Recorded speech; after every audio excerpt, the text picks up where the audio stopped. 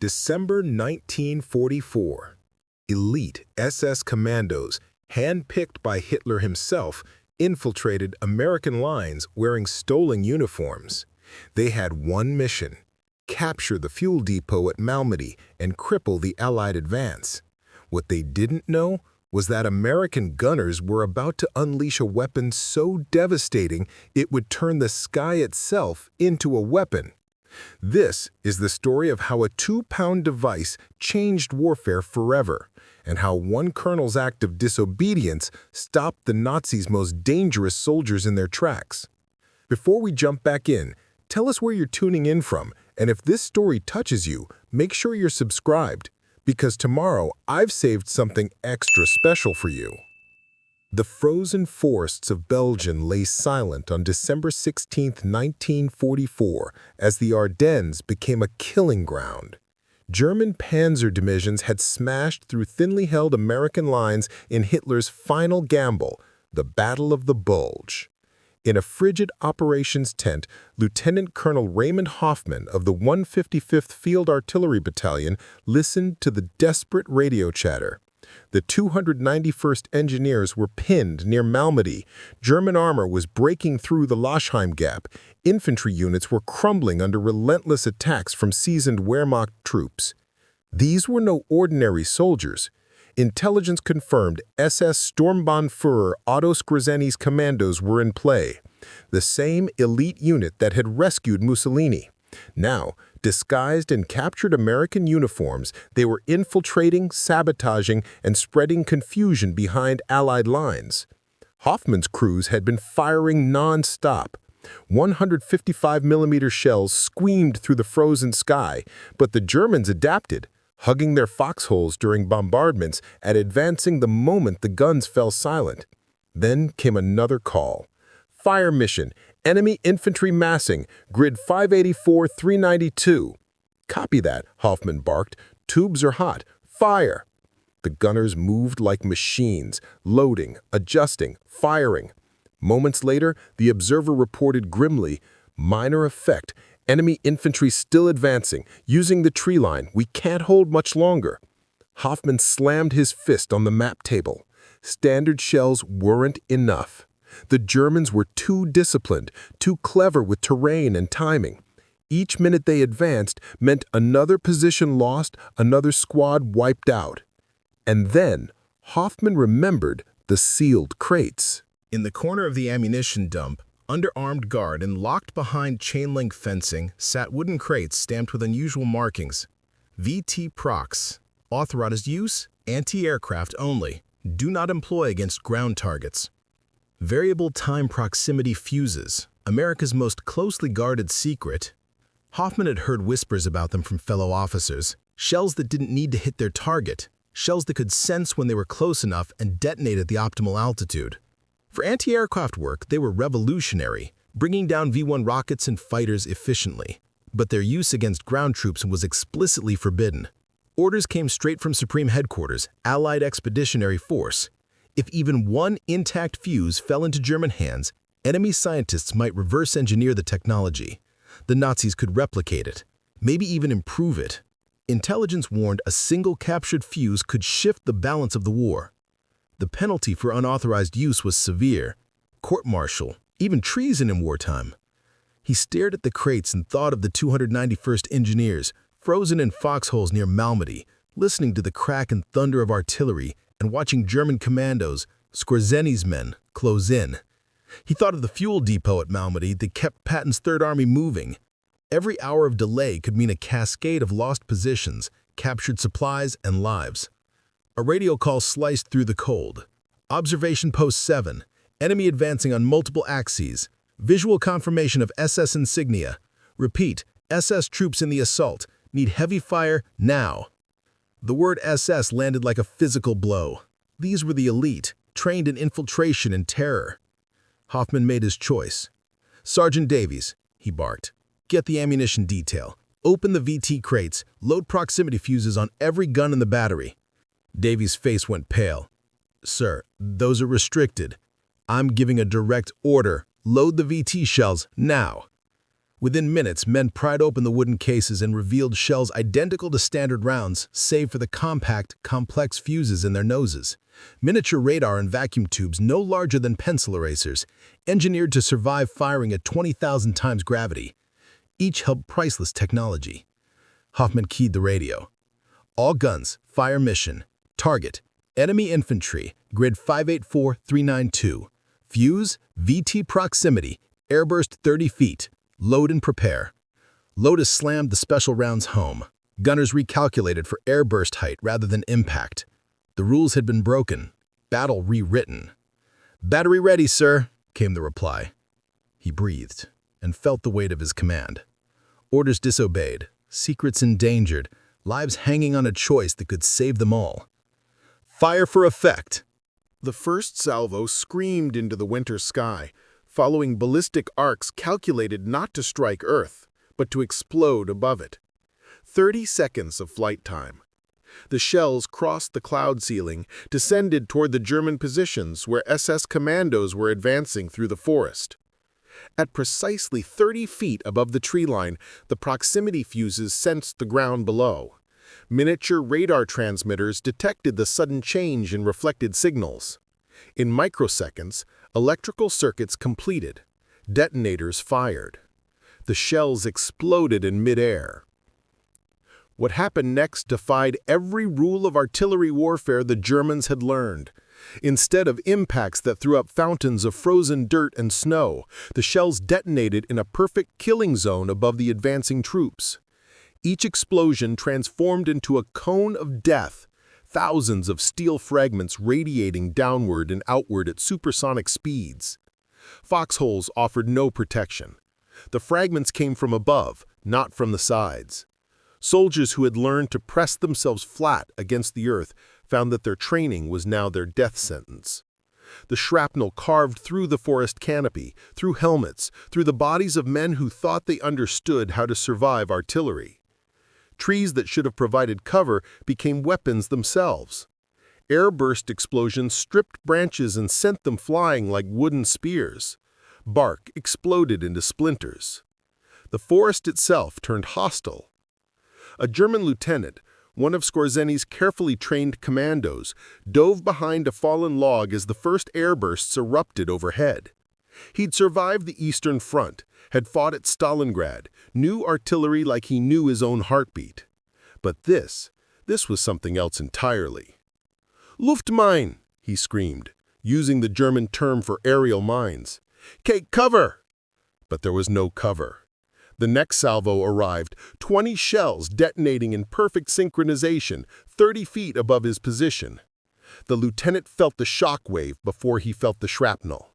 The pressure wave alone was enough to rupture eardrums, crack ribs, knock the air from lungs. Then came the steel rain. The log he'd hidden behind was shredded. The ground around him erupted in impact craters from thousands of fragments. Men who'd been advancing 5 seconds ago simply ceased to exist in any recognizable form. The pristine snow turned crimson. Back at the American observation post, the forward observer stared through his binoculars in stunned silence. Where he'd seen 2 companies of SS Commandos, roughly 400 men, advancing with disciplined precision, he now saw chaos.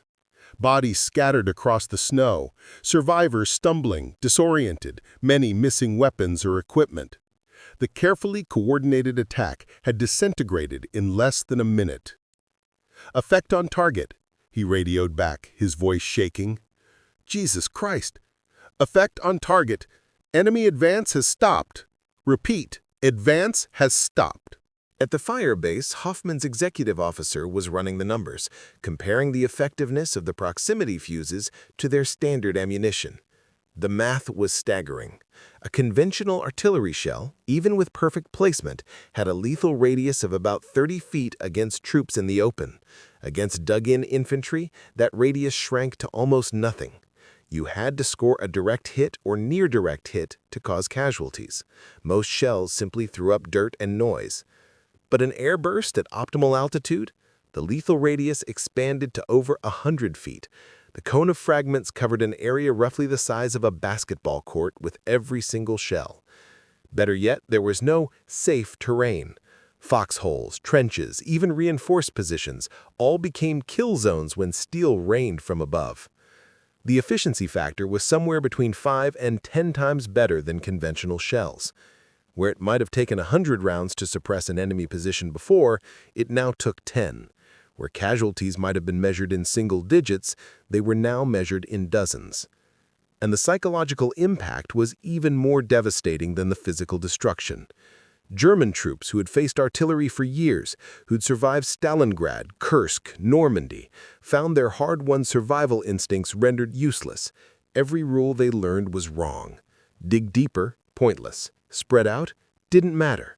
Wait for the barrage to pass? The barrage never passed. It just kept finding you wherever you hid. Within an hour of Hoffman's unauthorized order, word spread along the American artillery line. Other battery commanders heard about the effect of the VT shells. Some radioed their headquarters for permission.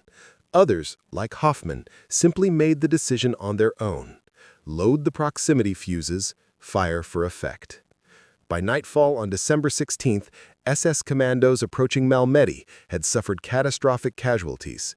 The elite unit that was supposed to seize the fuel depot and create chaos behind American lines had been shattered before they even reached their objective.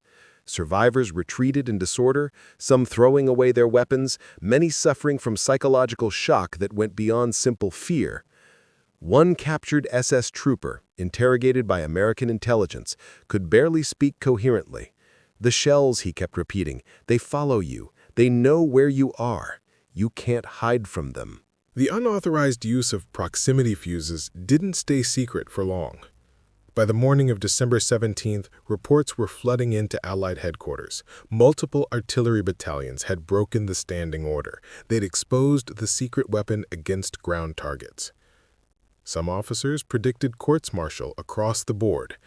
Others worried that intact fuses might have been captured in the chaos of battle, compromising the technology. But then the after-action reports started arriving. Casualty estimates, footage of destroyed German positions, prisoner interrogations describing demoralization and panic, maps showing German advances stopped cold, entire assault formations broken apart by the new artillery technique. General Dwight D. Eisenhower himself reviewed the reports. He understood the risk. If the Germans captured and reverse-engineered proximity fuses, the technological advantage could evaporate.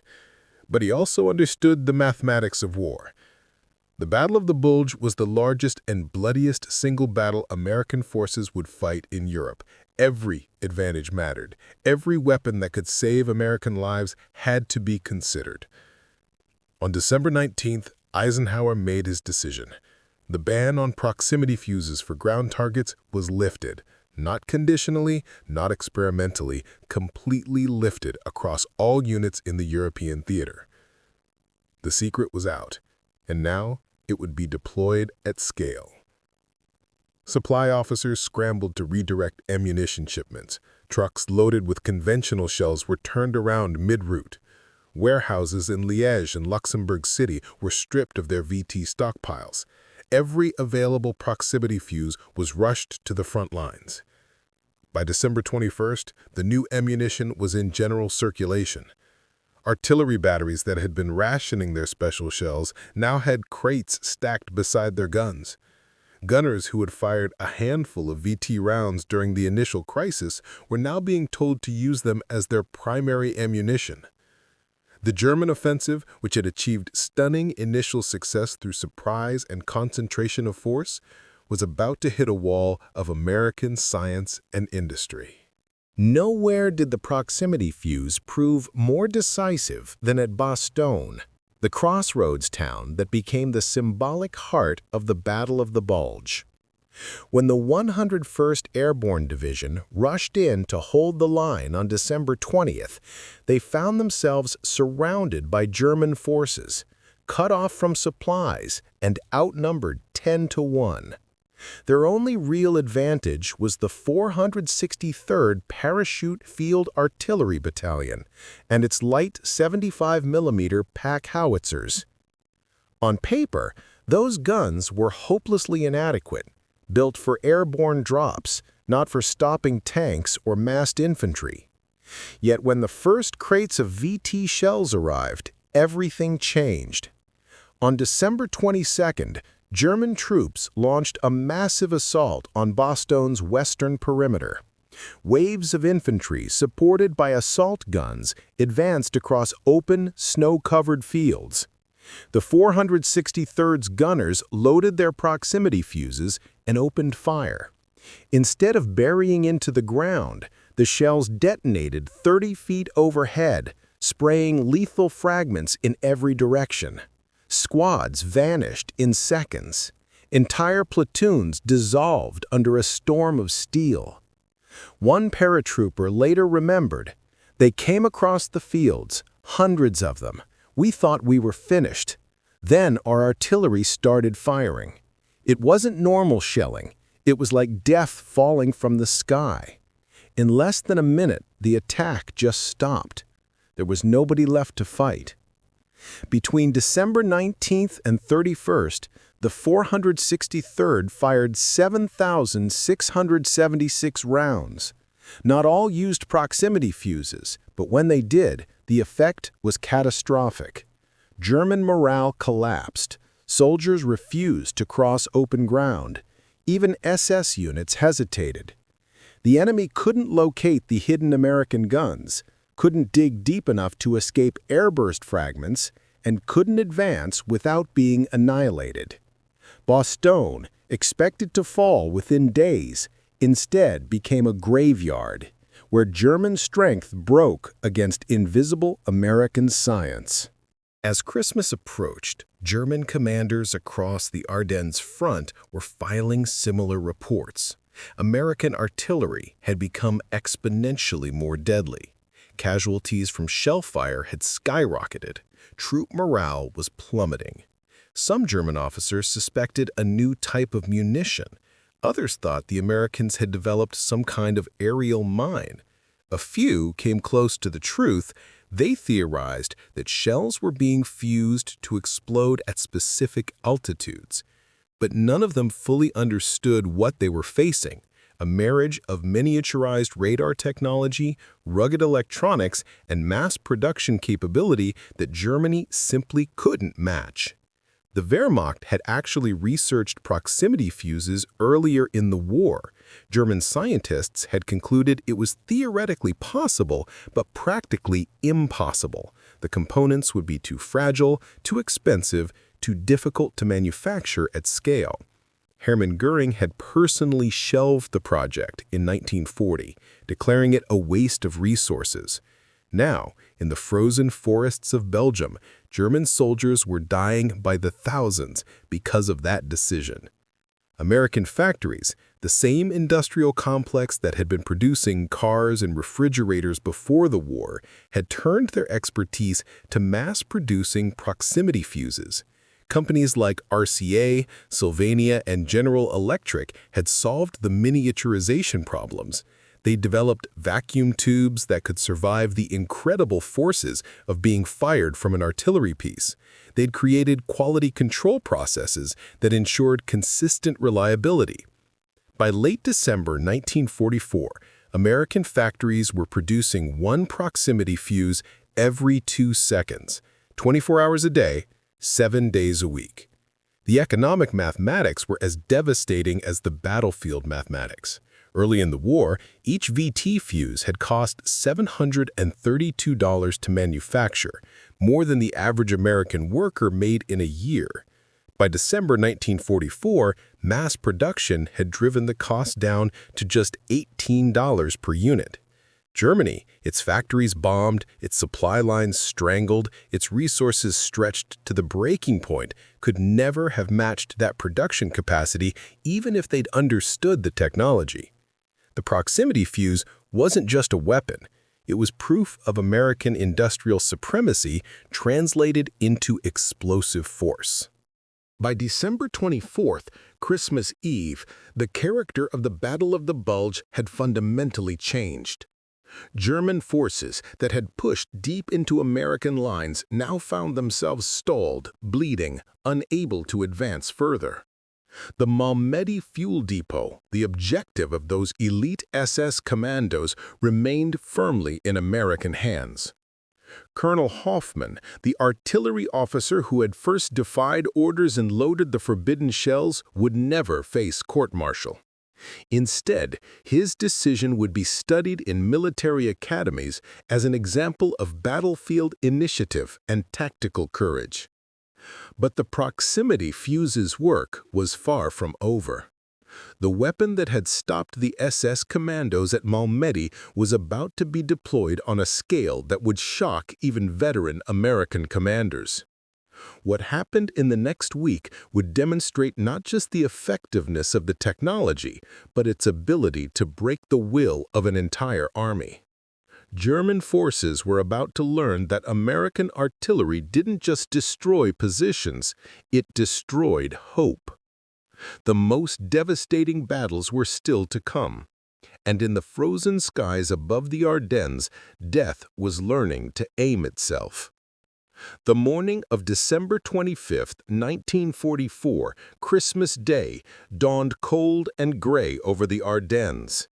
While American soldiers in foxholes shared what meager rations they had and sang quiet carols, German forces prepared for what they believed would be a decisive breakthrough. The holiday would offer no respite from the killing. At 600 hours, German artillery opened up along a 15-mile front. They were trying to soften American positions before launching coordinated infantry assaults.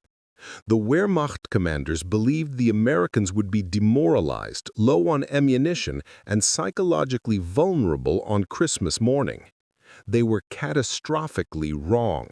40 miles south of Bastogne, the Sauer River wound through a narrow, frozen valley, one of the last viable routes for the German advance during the Battle of the Bulge. Intelligence reports indicated that a full battalion of German infantry, nearly 800 men, was preparing to cross under the cover of fog and pre-dawn darkness.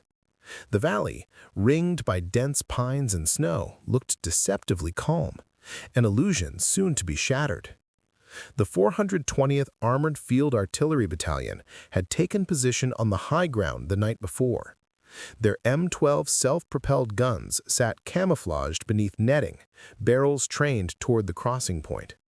Each vehicle carried a portion of the battalion's most valuable cargo, over 1,200 variable time (VT) proximity-fused shells, the most advanced ammunition the U.S. Army possessed. Captain Theodore Walsh stood beside his command half-track, binoculars raised. The fog was heavy, exactly as predicted, perfect for concealment.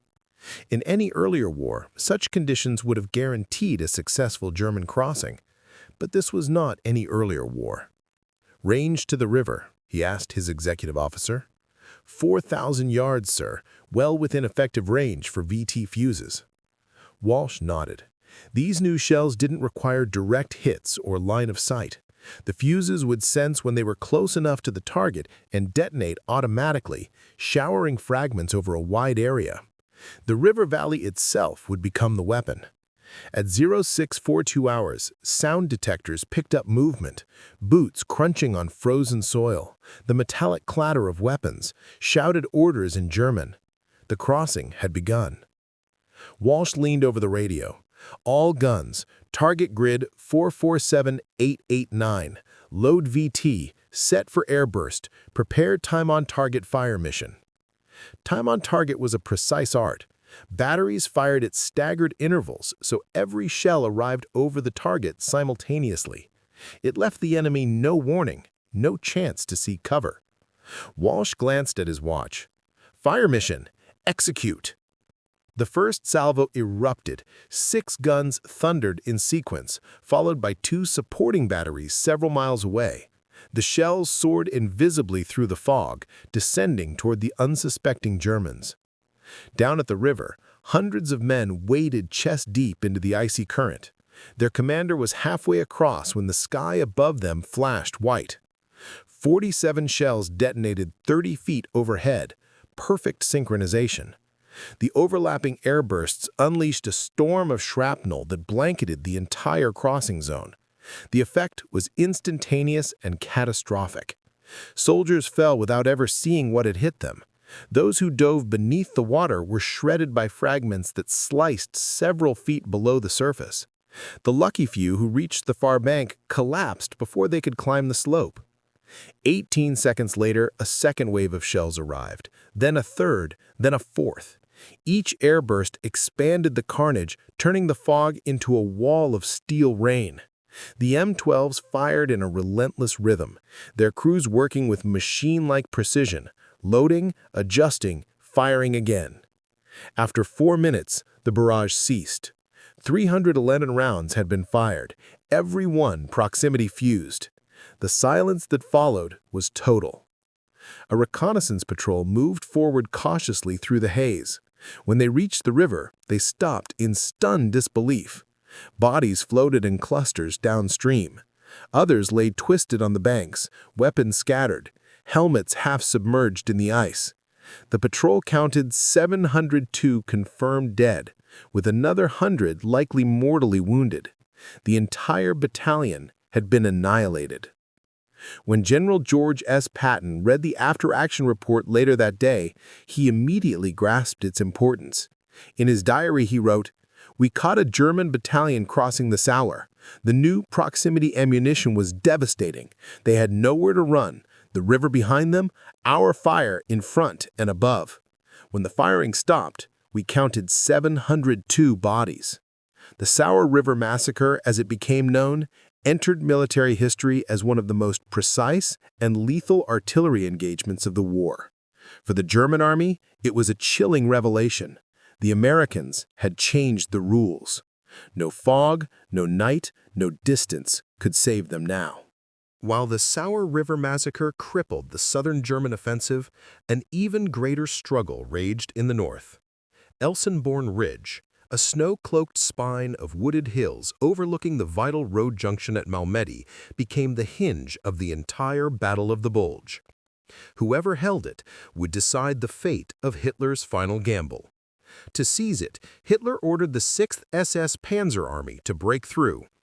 Leading the attack was his elite 1st SS Panzer Division Leibstandart Adolf Hitler, veterans of the Eastern Front hardened by years of brutal warfare.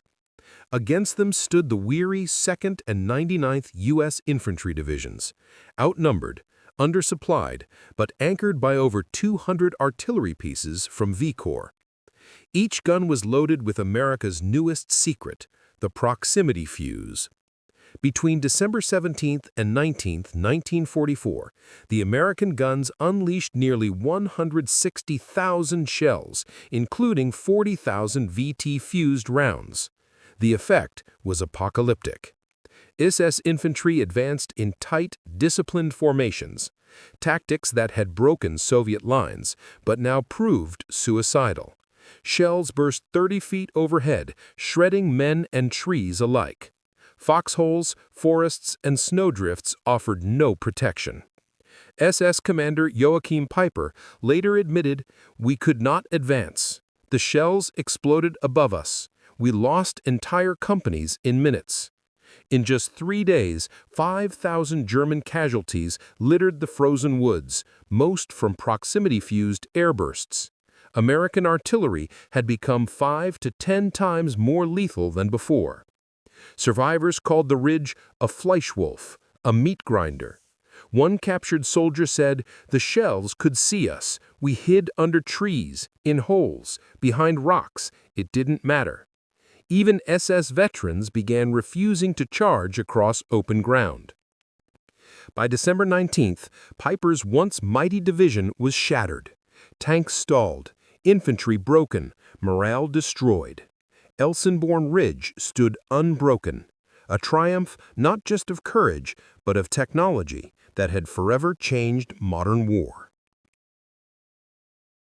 By late 1944, with the ground war collapsing, the Luftwaffe gambled everything on Operation Bodenplatte, a massive surprise air assault against Allied airfields in Belgium and Holland. At dawn on January 1, 1945, over 900 German fighters, Bf-109s and FW-190s, roared low over the snowy countryside. Their mission, cripple Allied air power in a single blow. At first, it worked. Allied bases were caught off guard, their aircraft neatly lined up on frozen runways. Within minutes, hangars burned, fuel dumps exploded, and dozens of planes were destroyed. But as the German fighters turned for home, the trap closed. Allied anti-aircraft crews, forewarned, loaded their guns with proximity-fused shells, the same secret weapon that had transformed ground warfare. Unlike old mechanical time fuses, VT rounds didn't need calculation or guesswork. They sensed their targets and detonated at the perfect range, turning the sky into a killing field. German pilots, veterans of years of combat, found their evasive skills useless. The explosions weren't where we'd been, they were where we were, recalled Lieutenant Franz Stigler. By day's end, 277 German aircraft were lost, nearly a third of the attacking force. More than half fell to VT-guided flak. The Luftwaffe's last major offensive had ended not with victory, but in technological annihilation. While Operation Bodenplatte faltered in the skies, Otto Skorzeny's elite commandos made one final attempt to rescue Hitler's collapsing offensive. These were the same men who had first encountered the terrifying power of proximity fuses at Malmedy. Now, in late December 1944, their mission was to strike the vast American fuel depot at Spa, a target that held millions of gallons of precious gasoline, the lifeblood of Patton's fast-moving Third Army. Skorzeny, the famed SS officer who had rescued Mussolini from a mountaintop fortress, commanded hand-picked multilingual soldiers trained in American tactics and equipped with captured uniforms, weapons, and vehicles. Posing as U.S. military police and engineers, they slipped through American lines on the night of December 28th, speaking flawless English and carrying forged papers. The deception was flawless. Until it wasn't. American counterintelligence had already been warned of German infiltrators. Sentries began asking odd cultural questions. Who won the World Series? What's the capital of Illinois? And when several MPs stumbled, the alarm was raised.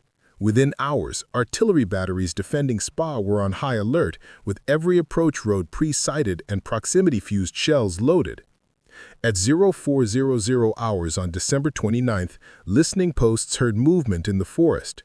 The gunners opened fire, saturating the likely infiltration routes. Skorzeny's men, moving in dispersed formations designed to evade conventional artillery, found themselves under attack from shells that no longer needed direct hits. The airburst shredded the treetops and rained hot steel over hundreds of yards. Cover was meaningless. Foxholes offered no refuge. For 12 brutal hours, the SS commandos tried to push forward, only to be met with new barrages at every bend in the road. By nightfall, more than half were dead or captured, and Skorzeny reluctantly ordered a withdrawal. The Spa fuel depot remained untouched. The failure was devastating, not because the plan was flawed, but because technology had changed the rules of war. Skorzeny later confessed to Allied interrogators, "Against normal artillery, we were ghosts. Against the proximity fuse, we were naked. It was like fighting an enemy who could see through walls and strike from the sky." In that frozen Belgian forest, even Hitler's most daring commandos learned a grim truth. Courage and cunning could no longer outmatch science. One of the great ironies of the Battle of the Bulge was that German forces actually captured proximity-fused shells early in the offensive. When disorganized American units abandoned several ammunition dumps, roughly 20,000 VT-fused rounds fell into German hands. Ecstatic, German intelligence rushed samples back to research facilities, convinced they had finally acquired the Allies' most secret weapon. But when scientists examined the fuses, they declared them impossible. Years earlier, German researchers had studied proximity fuse concepts and concluded they couldn't be made practical. The challenge was building vacuum tubes small and strong enough to survive the immense forces of artillery fire, over 20,000 times the force of gravity. German engineers believed no such tubes could exist, When they opened the American fuses and found tiny vacuum tubes inside, they assumed they were decoys, designed to mislead enemy research. In reality, U.S. companies like RCA and Sylvania had perfected durable mini-tubes through rigorous testing and industrial-scale production, discarding faulty units until only flawless ones remained. German scientists, limited by bombing and resources, never imagined such industrial capacity. By the time they realized the truth, the war was ending. Göring later admitted their own prototypes were only 4 months from production. 4 months too late to matter. By January 1945, the results were undeniable. American artillery had fired nearly 200,000 proximity-fused shells during the Battle of the Bulge, causing an estimated 15,000 to 20,000 German casualties. That meant roughly 1 casualty for every 10 to 13 rounds fired, an extraordinary level of lethality compared to conventional high-explosive shells, which often required 100 rounds to achieve a single casualty against dispersed troops. In raw terms, proximity fuses made artillery about 7 to 10 times more effective per shot, a staggering improvement that changed battlefield calculations and commanders' expectations overnight. Yet behind those numbers lay human tragedy.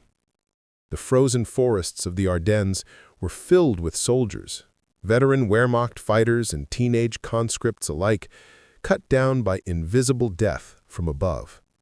Proximity fuses rendered their camouflage and foxholes useless. The very trees meant to conceal them became splintered death traps under airburst fire. Back home, thousands of factory workers, mostly women and older men, assembled the delicate mechanisms by hand, often unaware of the true nature of what they built. Each fuse represented precision, sacrifice, and grim necessity.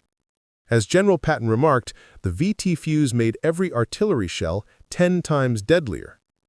It was a technological triumph and a haunting reminder of how innovation and destruction often march side by side. By late January 1945, the Battle of the Bulge was over, and so was Hitler's last gamble. German forces, once 60 miles deep into Allied lines, were now retreating, shattered and exhausted. The offensive had cost Germany over 100,000 men and drained irreplaceable fuel and ammunition. American losses were severe, about 75,000, including 19,000 dead, but the U.S. could recover. Germany could not. Among the many factors that turned the tide, none was more decisive than the proximity fuse. Historians later agreed that its sudden mass deployment gave American artillery an unprecedented edge, breaking the momentum of the German attack. Without it, the Wehrmacht might have reached the Meuse River and prolonged the war in the West. By war's end, over 22 million proximity fuses had been produced, their cost dropping from $732 in 1942 to just $18 by 1945. The miniaturized electronics and quality control methods pioneered for the fuse shaped post-war industries, from early computers and radios to the American space program. Most importantly, the proximity fuse was the first true smart weapon, able to sense its surroundings and decide when to strike. Every precision-guided bomb, missile, and artillery shell used today descends from that revolutionary 2-pound device born in the forests of Belgium. Lieutenant Colonel Raymond Hoffman, the artillery officer who had first defied orders to use proximity fuses against ground targets, never faced court-martial for his decision. Instead, his action on December 16, 1944, became a case study in battlefield initiative taught at military academies for decades afterward. The lesson wasn't just about breaking rules. It was about understanding when adherence to orders would result in greater harm than disobedience.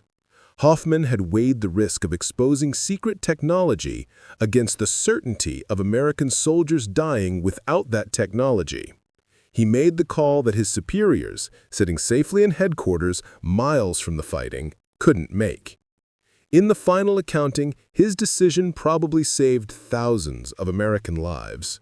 The proximity fuses stopped the SS Commandos at Malmedy, helped hold Bastogne, shattered German assaults at Elsenborn Ridge, and turned the tide of Hitler's last offensive. After the war, Hoffman returned to civilian life and rarely spoke about his decision. In a brief interview in the 1970s, he was asked if he'd been afraid of facing court-martial. He said, "Of course, but I was more afraid of telling the families of dead soldiers that I could have saved their sons and didn't because I was worried about my career." War forces you to make impossible choices. You do the best you can with the information you have, and you live with the consequences. The proximity fuse, the forbidden weapon that one colonel chose to use anyway, had rewritten the rules of warfare. From the frozen forests of the Ardennes to the high-tech battlefields of the modern era, the lesson remained the same. Sometimes the smallest innovation can change the largest outcomes. Technology had tipped the scales, and the world would never fight the same way again. Up next, you've got two more standout stories right on your screen. If this one hits the mark, you won't want to pass these up. Just click and check them out. And don't forget to like, subscribe, and turn on the notification bell so you don't miss any upload from us.